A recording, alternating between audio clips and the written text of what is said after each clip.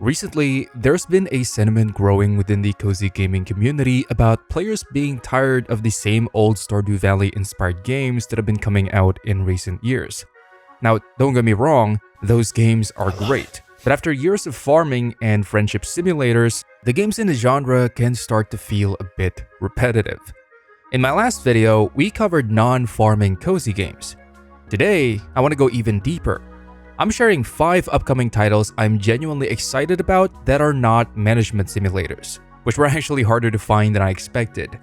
From titles that try to capture a specific feeling to others that are just straight up weird and interesting, let's look at what the genre has to offer outside of the mainstream. Starting with the first game on this list, Cairn. Cairn is first and foremost a mountain climbing game. As somebody who's never really been into the sport, when I first saw the trailer, I actually dismissed it. I thought that there was no way this quap-looking climbing game was gonna be for me. But the more I looked into it and the more I heard people talking about it, the more it seemed like this game had something special to offer. Here, you play as Ava, a professional mountain climber who's on a journey to ascend the legendary Mount Kami, a summit that has never been conquered. But as you slowly make your way up, not only do you discover who Ava really is and why she's chosen to go on this journey in the first place, but you also learn the history of the mountain. You'll find traces of those who came before you, the ones who tried, the ones who failed, and according to the Steam description, some that are walking the same path alongside you today. Now, because this is a climbing game, the journey can be hard. It is meant to be felt. The movement is realistic and deliberate. You have to balance your center of gravity while managing your fatigue. There are even light survival elements where you would need to occasionally find water and food sources, set up tents to recover, and cook meals. And if you don't stay on top of those, well, it's realistic in that aspect too. While a lot of people praise the game's climbing mechanic, the reason why I'm putting it on this list is because of its atmosphere. It's meditative.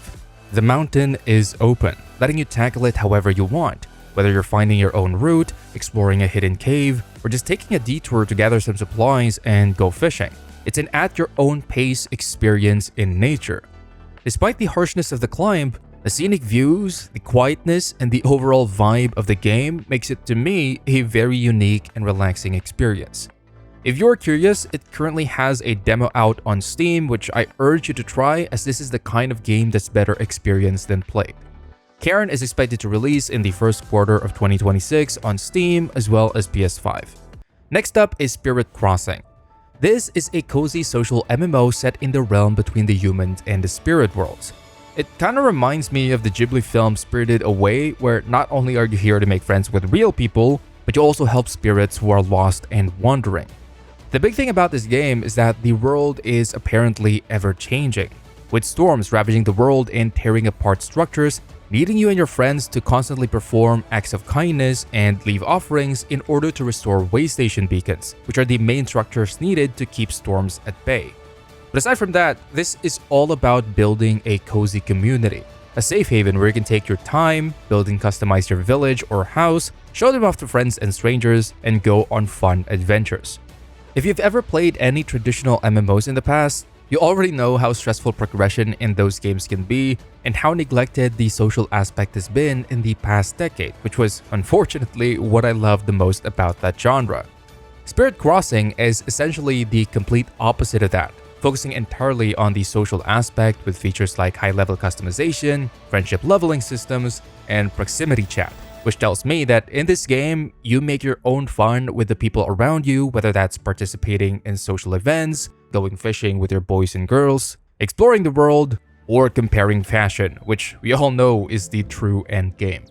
Now, I do have some concerns. Aside from the lack of gameplay showcases, it's also being made for mobile, which these days is not really as big of a deal breaker as it was compared to 5 years ago, but it's still worth noting for those of you who are looking for an exclusive PC or console experience. Another thing is, while the description of the features sound exciting, watching the gameplay videos from the gameplay testers says otherwise. The game looks really basic as of now. Granted, it is still in an alpha state, which explains the fact that only the essential functionalities are in the game, However, this is expected to release this year, so whether they'll have the time to implement their vision and polish is where my worries are coming from. The popular thing to say here is that I'm cautiously optimistic, but it's really more like I'm cautiously optimistic that they'll show us what the vision really looks like in a gameplay setting with all the features that they promised in a couple of months before the expected release. If you're looking for a social experience that doesn't involve combat or leveling and instead want to just build, decorate, and hang out, while also being in a Ghibli-inspired world with your friends, Spirit Crossing is currently available in an open alpha state and is expected to release this year on Steam and mobile. Before moving forward, I'd like to first thank today's sponsor, Skewer Squad. Since we're all looking for cozy games that are non-management sims, when Skewer Squad reached out to me, I thought they would be the perfect developers to sponsor this video, as this is not only a cozy non-management sim game, but it's a unique take on the tower defense genre. In this game, your story begins as the new grill master. However, the smell of your delicious barbecue has unfortunately attracted a horde of cheeky mice looking to take a nibble. It's now your job to use the power of your seasonings and ingredients in order to drive them away. There's over 20 grill masters to pick from, each with their own unique talents, 40 plus powerful foods to help you in your defense, and not only that, but there's also a roguelike element to this game where hundreds of powerful seasonings and items will spawn randomly, forcing you to adapt, making every run a unique and brand new experience. And you know what else is great? The demo is completely free right now on Steam through the link in the pinned comment and the description of this video. And if you do end up enjoying it, make sure to wishlist it as it's set for release on February 1st at 11 AM Eastern Time. Thank you again to Skewer Squad for supporting the channel, and let's get back to the video. Now, if your idea of a cozy game isn't exploring vast worlds or huddling around a campfire, then maybe this next one is for you. This is Coffee Talk Tokyo, the newest installment in the Coffee Talk series, which is all about brewing and serving tea while listening to the problems of the people who visit your shop.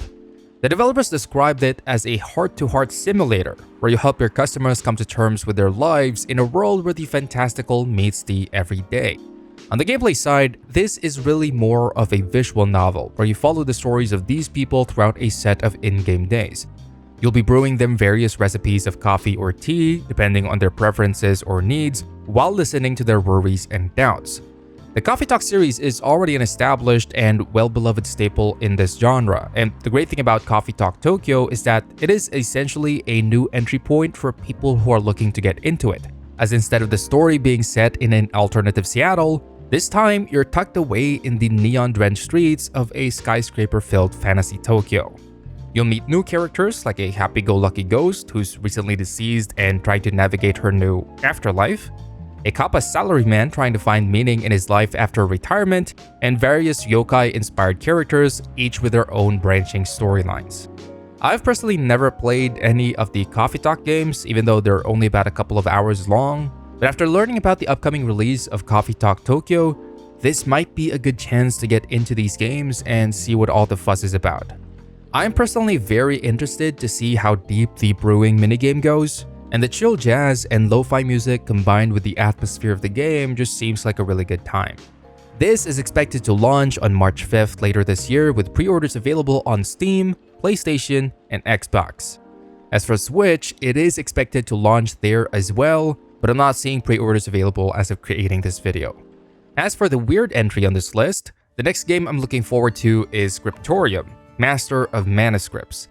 This is a game set in medieval times where you run your very own manuscript workshop. You will be commissioned by various prestigious clients from all walks of life in order to bring their weird and wacky visions to parchment. Not only that, but this will be your main way of making money in the game, growing your workshop and gaining stature and fame. Now, you might be thinking, I thought this was a list about non-management games, and you're right, because the management takes a backseat in Scriptorium. Really, this is a game all about creativity. You're given a vague set of instructions about what your client wants, and it's up to you how you would interpret it and utilize the thousands of unique art elements in order to complete their requests. And from what we're seeing, you can go into incredible detail leading into the realistic aspect of the game, or you can just mess around and come up with the wildest takes through your manuscript. Now, once you start making money, you can then personalize your workshop, export your designs, and share them with friends or the community. From my understanding, if you've ever played Passepartout, the art commissioning game, this kinda hits that similar audience, although with a medieval slight comedic twist. And as someone who's a big fan of medieval games, if you haven't noticed in last year's Kingdom Come streams, being able to relax and just work on these on a weekend while vibing to flutes and lutes sounds like a great time. Scriptorium, Master of Manuscripts, is coming out on Steam this year, although no actual date has been specified. Before we talk about the last game on this list, I want to share with you a couple of honorable mentions that were actually recommended by you guys, but I just didn't have time to fully cover in this video. One of those games is Heartopia, an online life simulator, kind of like Spirit Crossing from earlier, but this one leans more on the cutesy side of things. You can meet people, both real ones and NPCs, explore various hobbies, design a house, and of course level up your fashion. The only reason this is in the honorable mentions instead of the actual list is that it's just really not my type of game. It's a little too cute for my taste, and I typically like a little bit of grit in my cozy games. But I do know that a lot of you enjoy games like Heartopia, so if this is up your alley, this officially launched on January 7th on both mobile and PC through their client, and it's going to be coming on Steam as well, although no official date has been announced.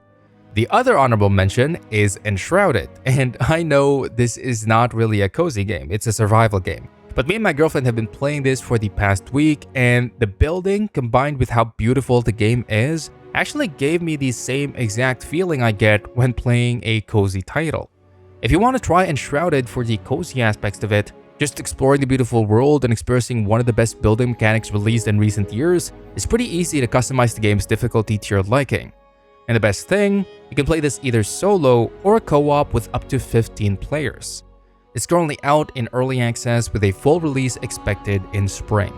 The last game on this list is Mixtape.